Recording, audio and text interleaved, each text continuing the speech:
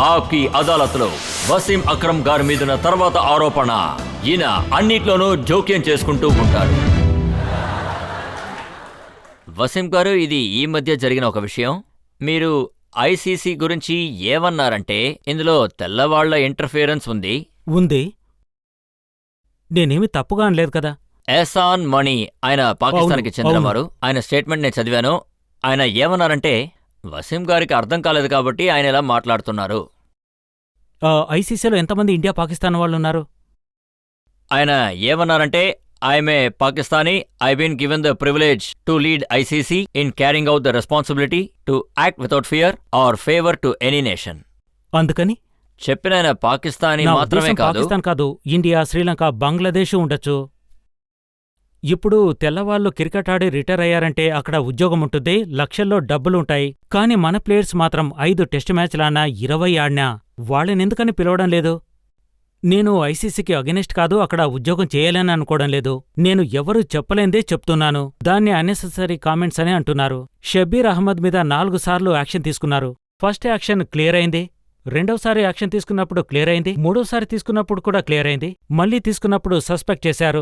ఒక్కసారి క్లియర్ చేశారు అంటే అతని క్రికెట్ ఆడనివ్వండి, తరచుగా అతన్ని ఇబ్బందికి గురిచేయకండి. ఒక్కసారి ఆస్ట్రేలియాకు పంపారటే బయోమెకానిక్స్, ఏవేవో హై గ్యాడ్జెట్స్, వాటి పేర్లేంటో నాకు తెలీదు, అవన్నీ వాడి ఆయన క్లియర్ చేశాక కూడా ఆయన్ని ఎందుకని ఇబ్బంది పెడుతున్నారు? ఒకసారి హర్భజన్ కు చేశారు, ఒకసారి షోయబ్ మాలిక్ కూడా. మనకు మాత్రమే ఎప్పటికిలా? నాకు ఒక విషయానికి సమాధానం చెప్పండి, తెల్ల ప్లేయర్స్కి ఎప్పుడైనా ఈ విధంగా చేశారా? మీరు ఏం చెప్పదలుచుకున్నారంటే ఒక పాకిస్తానీ ప్లేయర్కి అలా జరగదు అంటున్నారు. అవును, నిజమే. కానీ మన దగ్గర ఇలాంటి సమస్య వచ్చినప్పుడు ప్లేయర్స్ మాట్లాడరు. నేను ఎందుకిలా మాట్లాడుతున్నాను? నా కోసం కాదు, ఫ్యూచర్లో మన వాళ్ళందరికీ ఇండియాకు, పాకిస్తాన్కు ఐసీసీలో జాబ్ దొరకాలన్న ఉద్దేశంతో మన తరపున రిప్రజెంట్ చెయ్యాలని. కానీ ఐసీసీ ప్రెసిడెంట్ ఎహసాన్ మణి పాకిస్తాన్కి చెందినవారు, ఒక ఏషియన్. ఆయన తెల్లయన కాదు కదా? కాదు, ఆయన ఏషియన్ కాదు. 25 ఏళ్లుగా ఇంగ్లాండ్లో ఉంటున్నారు. ఆయన బ్రిటిష్.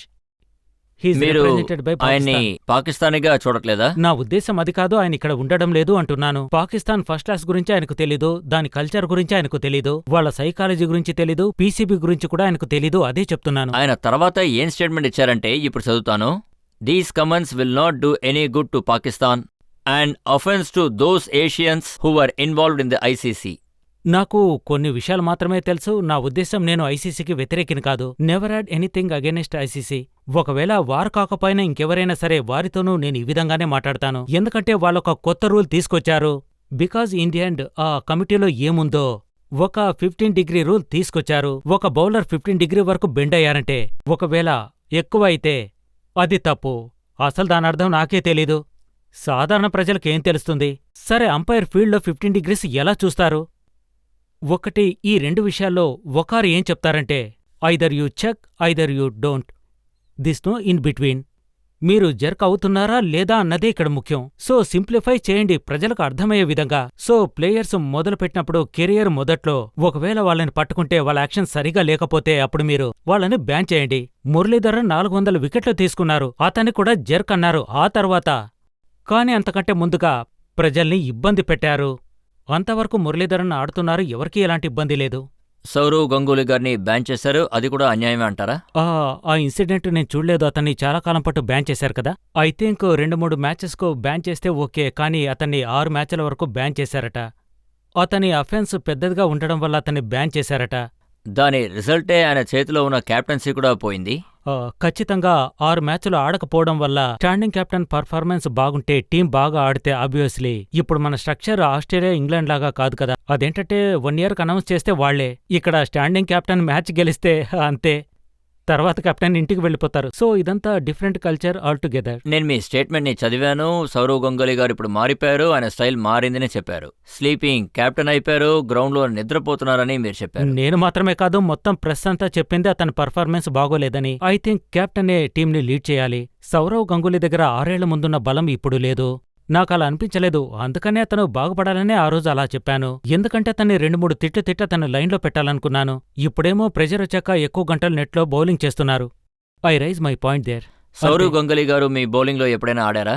అవును, ఒక మ్యాచ్ ఉంది. స్టార్ స్పోర్ట్స్ చూపిస్తున్నారు. గత సంవత్సర కాలంగా ఈ మ్యాచ్ చూపిస్తున్నారు.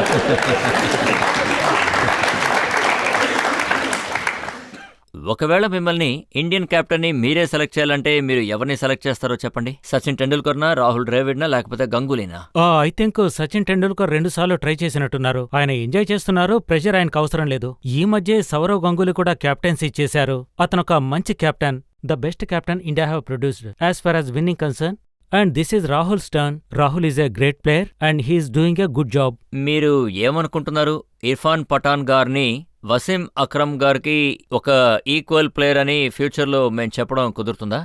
నేనిది ఖచ్చితంగా డిఫర్ చేస్తాను. Not Irfan Pathan. It's too early. మనం అతన్ని కపిల్ దేవ్తోనో మరొకరితోనో కంపేర్ చేయలేము. అతని దగ్గర చాలా టాలెంట్ ఉంది. అతని లక్ష్యం ఎలా ఉండాలంటే ఇండియాకు 10 నుంచి 15 ఏళ్ల వరకు ఆడాలని. ఇక్కడ ఇండియాలో ప్రాబ్లం ఏమిటంటే ఒక ప్లేయర్ని ఒక విన్నింగ్ తర్వాత బ్రాడ్మ్యాన్తో పోలుస్తారు. అవును, ఇది 100% నిజం. మీకు తెలుసా, ఎన్నో స్పాన్సర్షిప్లొస్తాయి. ఆ కుర్రాడు భయపడిపోతాడు పెద్ద స్టార్నయ్యానని. అది అతనికి ఏమాత్రం మంచిది కాదు. ఒకవేళ ఇర్ఫాన్ 15 ఏళ్లు ఆడాలి అనుకున్నాడంటే అది అతనికి కష్టమవుతుంది. ఎందుకంటే మంచిగా బ్యాటింగ్ చేస్తున్నారు, అతనికిప్పుడు మంచిగా వికెట్లు దొరుకుతున్నాయి. కానీ 15 ఏళ్లు గడిచిపోయిన తర్వాతే ఆయనకు విషయం తెలుస్తుంది. 5 ఏళ్ల తర్వాత చెప్పలేను ఇర్ఫాన్ నాకంటే మంచి బౌలరా లేదంటే కపిల్ దేవ్లా అవ్వగలడా అన్నది. Too early to compare. మీకిలా అనిపించడానికి కారణమేంటి? ఈ రోజుల్లో 2 మ్యాచ్ల్లో 2 రన్లు కొడితేనే, లేదా 2-3 వికెట్స్ ఇస్తే వాళ్ళ మనసు ఇటు అటు వెళ్ళిపోతుందే. అవును, మీడియా ప్రెస్ అటెన్షన్ ఉన్నప్పుడు పేపర్లో ఫ్రంట్ పేజీలో ఫోటో వస్తుంటుంది. ఎక్కడికి వెళ్ళినా ప్రజలంతా బ్రహ్మరథం పడుతుంటారు. అప్పుడు వాళ్ళు రిలాక్స్ అవుతారు. ఓకే, యూనో, ఇక నన్ను ఎవరూ ఏమి చేయలేరని వాళ్ళకనిపించచ్చు. కానీ పాకిస్తాన్ డిఫరెంట్. ఎందుకంటే అక్కడ ఎవరూ ప్లేయర్స్ని లిఫ్ట్ చేయరు కాబట్టి స్పాన్సర్ని వాళ్లే వెతుకుంటారు, ప్లీజ్ నన్ను తీసుకోండి అని. కానీ ఇక్కడ క్యూలో నించుంటారు. So that's different. ఏదైనా కష్టపడ్డాక దొరికితేనే అది చివరి వరకు ఉంటుంది. కానీ ఇక్కడ అలా జరగదు. ఒక్క దెబ్బతో అన్నీ వచ్చేస్తాయి. యూనో, కొంచెం గ్యాప్ ఇవ్వండి. ఒక అబ్బాయి బాగా ఆడాడంటే ఒక 2 years వరకు వదిలేయండి. అది ఆ అబ్బాయికి మంచిది. చాలా ఏళ్లపాటు దేశానికి ప్రాతినిధ్యం వహిస్తాడు. మీరు ఏం అడ్వైస్ ఇస్తారు? అంటే మహేందర్ సింగ్ ధోని గారున్నారు, ఇర్ఫాన్ పఠాన్ ఉన్నారు, యంగ్స్టర్స్ వీళ్ళందరూ చాలా బాగా ఆడతారు. అలాగే వీరేందర్ సెహ్వాగ్ గారు కూడా ఉన్నారు, చాలా మంచి ప్లేయర్. వీళ్ళందరికీ మీరు అసలు అడ్వైస్ ఏమిస్తారో ఒకసారి చెప్పండి. సెహ్వాగ్ ఒక మంచి ఆటగాడు. అతను 40 మ్యాచెస్ ఆడాడు, 50 యావరేజ్లో ఉన్నాడు. సో అతను ఫస్ట్ కేటగిరీకొచ్చారు. మిగతా ఇద్దరికి నేనేం చెప్తానంటే, వాళ్ళిద్దరికి సంబంధించి ఒక మంచి స్పాన్సర్ వచ్చారంటే వాళ్ళు రిఫ్యూజ్ చేయడం కష్టంగానే ఉంటుంది. రిఫ్యూజ్ చేయకండి, కానీ గేమ్ని గుర్తుంచుకోండి. పర్ఫార్మెన్స్ బాగా చేస్తే అన్నీ మీ దగ్గరకొస్తాయి. వాళ్ళ కలలన్నీ నెరవేరుతాయి. ఇప్పుడు క్రికెట్ అనేది ప్రపంచంలో ఒక పార్ట్ ఆఫ్ రిలీజియన్. సో 2 ఏళ్లు పర్ఫార్మెన్స్ని కన్సిస్టెంట్గా ఉంచితే అన్నీ వాళ్ళ దగ్గరకొస్తాయి, 10ంతలుగా వస్తాయి. వసీం సార్, ఈ కాంట్రవర్సీ అలిగేషన్స్ని చూసిన తర్వాత మిమ్మల్ని ఒక చిన్న విషయం అడగాలనుకుంటున్నాను. ఇంక ఈ ప్రశ్నని సునీల్ గవాస్కర్ సార్ కూడా చూస్తూ ఉండొచ్చు. మీరు క్రికెట్లో చాలా రికార్డ్స్ని బ్రేక్ చేశారు మీ పీసీసీ టీంలో. ఇంకా బీసీసీఐలో ఎవరైతే ఉన్నారో వాళ్ళందరూ క్రికెట్ని కే స్పెల్లింగ్తో ప్రారంభిస్తున్నారు. వాళ్ళు మాట్లాడేటప్పుడు మీరు ఏం మాట్లాడకుండా కేవలం ప్రెస్లో మాత్రం కామెంట్ చేశారంటే అది నాకేమనిపిస్తుందంటే మీరు ఇండియాకి అప్పున్నట్టు అనిపిస్తుంది. దీనివల్ల క్రికెట్ అనేది ఎప్పటికీ ముందుకు వెళ్ళదు. ఇది నేను ఒప్పుకుంటాను. క్రికెట్ బోర్డు చేసే తప్పులు మనం ఎత్తి చూపాలి. చెప్పినందుకే కోర్టు నన్ను పిలిపించారు. నేను అనవసరంగా మాట్లాడుతున్నానని అటాక్ చేస్తాను. అవును, దీని గురించి ప్రతి ఒక్క చోట్ల చెప్పాలి. ఎందుకంటే మీరు ఈఎస్పీఎన్ టీంలో కూడా ఉన్నారు. కానీ ఎందుకు అందరూ కలిసి చెప్పరు? నాకేమనిపిస్తుందంటే మాలా టాప్ ప్లేయర్స్ చెప్పి తీరాలని. ఏ ప్లేయర్కైనా అన్యాయం జరిగినా లేదా క్రికెట్ బోర్డు తప్పు చేసినా వీ షుడ్ స్పీక్ అవుట్. దీనివల్ల ఎన్నో మార్పులొస్తాయి. ప్రజలకు ఏం జరుగుతుందో తెలుస్తుంది. కానీ మాట్లాడే సాహసం చేయరు.